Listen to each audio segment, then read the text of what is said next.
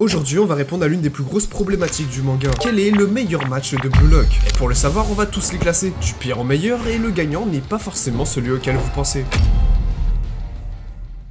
Mais avant tout ça, j'ai quelque chose à vous montrer. J'ai attendu ce jour toute ma vie, je peux pas me louper. Allez, sois égoïste. Putain, oh, j'ai foutu. Comme vous pouvez le voir, je suis trop nul au foot, même pas capable de mettre un seul but. Mais ça, c'était jusqu'à ce que je tombe sur le Blue Lock Store.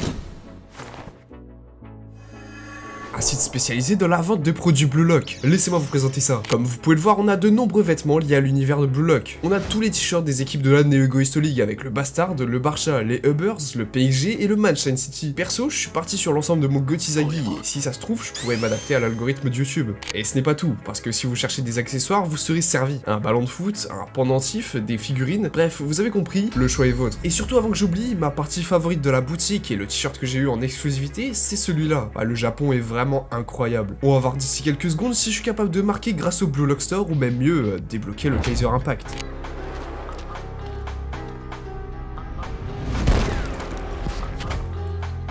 Si vous aussi vous voulez avoir mon talent au foot ou que vous voulez juste gagner de l'aura dans une tenue Blue Lock, eh ben cliquez sur le lien dans la description.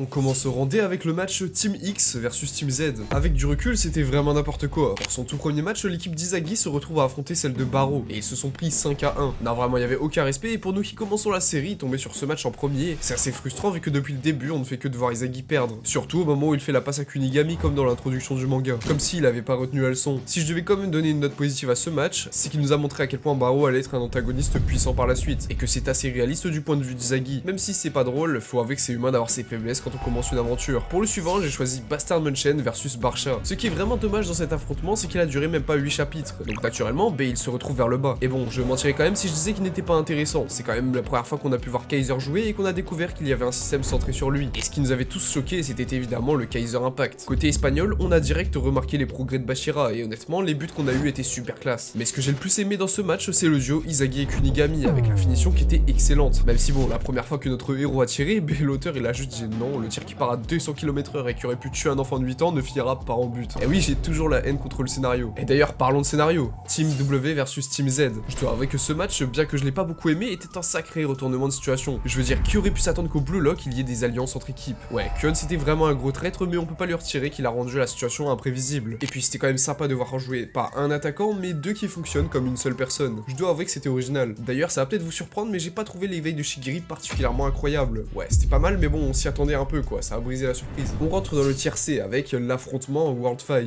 C'était assez sympa, l'introduction au top mondial était vraiment classe, sans parler de la vitesse divine de Loki qui nous a tous choqués. Franchement, c'était lourd, on a même eu le droit à un but de Rin contre ces monstres, même si la réalité a très vite rattrapé l'équipe. Mais à part ça, le match a été assez raccourci, ce qui est normal, hein, mais du coup, il ne peut pas prétendre plus haut. Izagi contre Rin, partie 1. C'était super satisfaisant à voir et on a compris que le numéro 1 du Blue Lock, c'est bel et bien lui. Ce qui m'a fasciné, c'est de voir à quel point Izagi se rend compte qu'il est impuissant face à son adversaire, et qu'il n'a rien pu faire pour empêcher sa défaite. Mais si je dois relever un truc, c'est quand même que, malgré qu'on avait le top 3 en face qui est censé être le pic de Blue Lock, et les deux autres là sont vraiment devenus inutiles avec le temps. Alors en vrai non, Haryu ça passe encore, mais bon, Kimitsu, on va même pas en parler. Shido et Igaguri contre Ryo et Kunigami. Bon alors ne me demandez pas pourquoi, mais ce match est visible uniquement dans le manga, puisque allez savoir pourquoi l'anime a supprimé le passage. Ce qui est bien dommage, puisque même s'il est très court, le manga nous a montré un sacré antagoniste, qui est Shido, qui a littéralement broyé Ryo et Kunigami. D'ailleurs à ce stade là de Blue Lock, c'est la première fois qu'on a vraiment vécu l'élimination de quelqu'un d'important parmi les potes d'Izagi. Ce qui était drôle aussi durant le match, c'est de voir la soi-disant arme d'Igaguri, qui consistait à avoir le même niveau qu'Anthony pendant sa saison à United. Team Y contre Team Z. C'est le second match officiel du manga et je dois avouer que c'est celui-là qui m'a vraiment accroché à l'univers de Blue Lock. On a en face de l'équipe Z une team complètement organisée par le cerveau de l'équipe, Nico. Je trouvais ça super qu'on ait entre guillemets un second Izagi, et pour le coup c'était la pièce logique de son évolution, de voir quelqu'un qui nous ressemble sur le terrain. La tension qui montait au fur et à mesure du match avant qu'il ne découvre la vérité, non franchement c'était fort, on a eu le droit à carrément un but de Gagamaru. Et sans oublier le climax de ce match, évidemment l'interception d'Izagi jusqu'à la contre-attaque qui mène au tout premier but officiel du protagoniste. On est parti pour le tier B et on commence fort avec le match équipe A versus équipe B. Le premier affrontement de la 3ème sélection et le premier qu'on a vu dans la saison 2. Bon, si on retire l'animation catastrophique et B, on a beaucoup de points positifs. Regardez par exemple, il y a eu l'introduction du top 6 avec Karasu et Otoya et rien à redire, sur le coup c'était excellent. On a aussi commencé à voir le vrai potentiel de Shido et ça c'était sans prix. Du côté d'Izagi, on a eu le droit à ce trio aussi. Pour Nanase, c'était cool de le voir dans ce match parce qu'il nous sert de comparaison avec son meilleur niveau qu'on verra dans un autre match. Pour Yori, rien à redire, son jeu était très efficace et très représentatif du personnage, et le plus important pour la fin, bien sûr Izagi qui nous a quand même sorti sa meilleure performance avec le but final où il a dévoré le top 6. Équipe B versus équipe C. Bon, je sais que c'est totalement biaisé de mettre ce match plus court que le précédent au-dessus, mais de 1, c'est ma vidéo, et de 2, laissez-moi vous expliquer pourquoi il me tient autant à cœur. Tout simplement parce que Reo, et oui, encore lui, a un éveil incroyable. C'était déjà quelque chose en manga, mais l'adaptation en animé, je veux dire la réalisation du gouffre entre Nagi et lui, le flashback avec ses parents, la musique, et le moment où il s'éveille avec son arme caméléon, c'est du grand cinéma et facile ma scène favorite de tout Blue Lock, le jeu du loup. Je sais que ça compte pas vraiment comme un match, mais je le classe comme tel, car c'est tout simplement le premier affrontement du manga. Ce moment où on pensait que Blue Lock allait être un manga de sport qui suit des codes classiques basés sur l'amitié et l'entraide. Jusqu'au moins 200 dans la tête Akira. L'éveil d'Izagi à l'égoïsme et le rappel à son désir profond ranimé par Ego de devenir le meilleur du monde. C'était parfait et la tension était excellente. Jusqu'à la dernière seconde, on ne savait pas qui allait finir éliminé. Après, je dois avouer que à cause de cette première épreuve, j'ai vraiment cru que Blue Lock ça allait être juste un Squid Game version football vu la gueule des épreuves. Izagi contre Rin, partie 2. Un excellent match de la seconde sélection et à raison puisqu'on parle du match retour des deux meilleurs du Blue Lock. À ce moment-là, Rin sous-estimait encore salement Izagi jusqu'à ce qu'il voit que ce dernier a commencé à jouer beaucoup plus intelligemment. On voit bien pendant leur duel que même lui était plus tellement sûr. Et la fin le montre bien puisqu'il l'a emporté sur un coup de chance. Mais bon, on peut pas parler que d'eux, ça serait oublier l'une des clés de ce match, évidemment Bashira. Il nous a sorti une performance monstrueuse jusqu'au filet après une longue introspection et seul Izagi a pu s'y adapter sur le coup. Avec la musique en fond, vraiment tout a été rendu épique et ça a fait justice au manga, je trouve ça vraiment cool. L'équipe d'Izagi contre l'équipe de Reo. C'était super divertissant de voir à quel point le match était serré et à quel point Izagi n'a fait que de dévorer le jeu de ses adversaires. Mais surtout, et le point le plus important de ce match, c'est que d'un point de vue narratif, on comprend que Reo est de loin l'élément le plus important de ce match et qu'il a un dialogue intérieur incroyable par rapport à sa relation avec Nagi. Vu que c'est mon personnage préféré, j'aurais pu le mettre plus haut, mais je vais m'abstenir. Le match était prévisible, mais l'ordre des buts était assez plaisant, et les alchimies entre chacun des 6 égoïstes étaient vraiment divertissantes. Izagi et Nagi contre Baro et Naruaya. Alors je sais que vous allez m'attraper dans les commentaires, mais laissez-moi m'expliquer. Beaucoup de gens disent que le match était couru d'avance et que ça a retiré de la surprise, sauf que c'est faux. Déjà avant le match, on pouvait voir tout le désespoir en Izagi quand il parlait à Nagi, et ça a été un élément déclencheur dans son évolution, puisque déjà à partir de là, il a commencé à se remettre en question sur la véritable nature de son jeu. Ensuite, la tension du duel Izagi-Naruaya qui se crée tout le long du match quand Izagi doute de son utilité et qu'il sait qu'il se repose juste sur Nagi. Il a commencé à sérieusement réfléchir et c'est là qu'est né le génie de l'adaptation. Et oui, à partir de là, on a eu le droit à un nouveau Izagi. Et j'ai adoré ce match juste pour son développement narratif. Parce qu'il n'y a pas toujours besoin d'avoir des explosions ou des tirs en no-scope dans la lucarne droite sortie du cul de Shido. Non, là l'éveil d'Izagi est cohérent et le moment où il passe Baro avec l'arme dévorée de Naruaya, c'est juste pique genre. On passe au dernier du rang A, Ubbers contre Bastard Munchen. Je comprends pas pourquoi les gens disent que ce match a été ennuyant alors que c'est l'un de mes préférés de l'année Egoist League,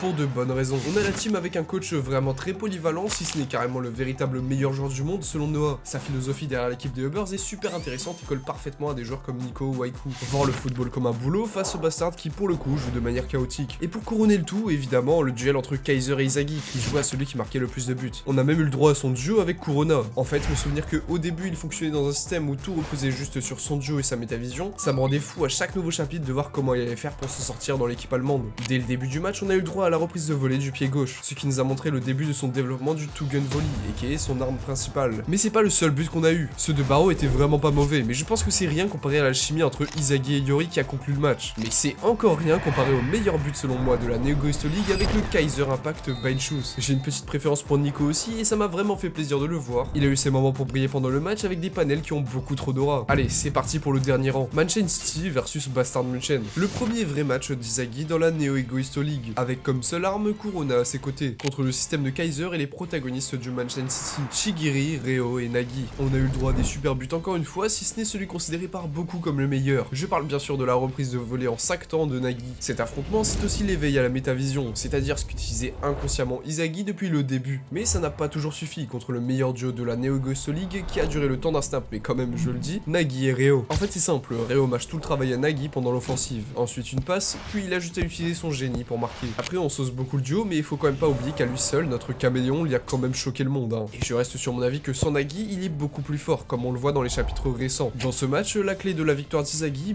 c'était principalement Yukimiya, car avec les flashbacks qu'on a eu de lui, on se rend compte que la Neo Egoist League, c'était une chance unique pour lui de réussir. Et à la toute fin, quand il se retrouve avec une occasion de marquer après avoir autant sombré dans le désespoir, ça fait quand même plaisir, et sa célébration, qui est l'une de mes préférées, m'a vraiment fait ressentir sa joie. Team V contre Team Z. Alors ce match, c'était sincèrement l'un des plus stressants de toute la série. Honnêtement, il y a eu tellement de buts qu'on ne savait même pas quand est-ce que ça allait s'arrêter. Déjà avant même que ça commence, on était dans le bain. On sait qu'Izagi n'a pas le droit à l'erreur et que même si ça finissait en égalité, c'était la fin pour lui. Et de l'autre côté, côté, on a eu du contexte sur la vie de Ryo et Nagi avant le bloc, nous montrant qu'ils n'ont jamais connu la défaite. Bref, le match s'annonçait épique et le coup d'envoi nous annonce la couleur. 3 buts menés par l'équipe V. Ils sont juste beaucoup trop forts. Et la Team Z n'a qu'à abandonner, car en plus de ça, avec la trahison de Kuon, ils sont en infériorité numérique. C'est juste mort pour eux. Et c'est ce qu'ils auraient fait s'ils n'étaient pas tous remotivés par la percée solo de Bashira, qui a quand même dans le plus grand des calmes dribblé tout le monde puis a mis son but. Non, franchement rien à redire, c'est très fort. Puis Kunigami, quelle masterclass. Pendant toute la rencontre, il aurait été le héros qu'il pensait être avec ses 2 buts incroyables. Jusqu'à ce que Nagi reprenne son sérieux et marque un instinct. Là, il a calmé tout le monde. Mais à la fin,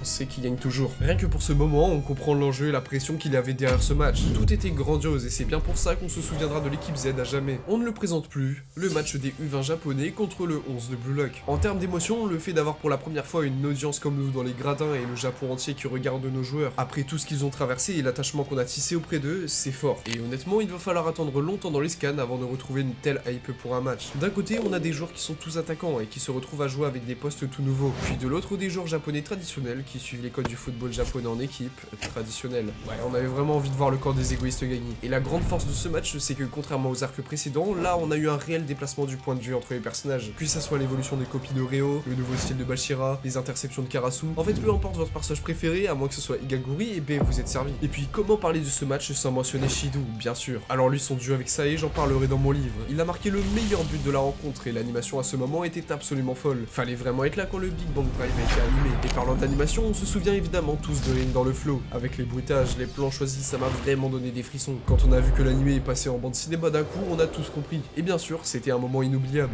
car juste après le duel entre les deux frères, on a eu le droit à la pièce finale du puzzle d'Izagi, la reprise de volée qui a terminé la carrière des anciens U20 japonais. Un match qui sera rarement égalé, ou sauf peut-être par un. Et oui, le véritable numéro 1 de cette vidéo, ça sera celui du PXG contre Bastard München. Du point de vue de Rin et Izagi, on est de loin sur le plus important des matchs jusqu'à présent. Les formations ont été délibérément rendues chaotiques par les deux coachs Noah et Loki, afin de créer réellement un champ de bataille sur le terrain. De plus, on a eu avant le début du match l'annoncement de 2 personnages clés pour cet affrontement. Du côté du PXG, Charles, le passeur de génie qui n'a que 15 ans, et du côté allemand, on a eu Kiora, un attaquant assez mystérieux qui s'est fait voler sa place par Yori, mais qui a eu la promesse de Noah d'être titulaire lors du prochain match. Et à peine ça démarre que c'est le bordel. Ça passe de Kaiser à Izagi, à Karasu, à Nanase, waouh, c'est trop. En termes de but, on a eu le droit à Shido et sa meilleure performance avec Charles, suivi d'un two-gun volé d'Izagi. Et pendant ce temps-là, selon moi, la meilleure partie du match, la rage de Kaiser, là où on apprend qu'il a eu un passé terrible et que son trauma est encore très présent dans son rapport au sport. Et pourtant, il a pu surmonter les obstacles de son ego en marquant, pour la première fois, avec le Kaiser Impact Magnus. Un tir qui a remis à la place tous les gens qui se sont moqués de lui pour cet énorme flop quelques chapitres avant. Rien que pour ça, j'ai extrêmement hâte de voir la saison 3 sortir entièrement, et vu le temps qu'ils prennent par rapport à la dernière fois, on sait qu'ils sont vraiment en train de nous préparer quelque chose d'exceptionnel. Mais c'est pas le sujet, puisqu'on a trop tendance à oublier que ce match, c'est surtout celui de nos rivaux.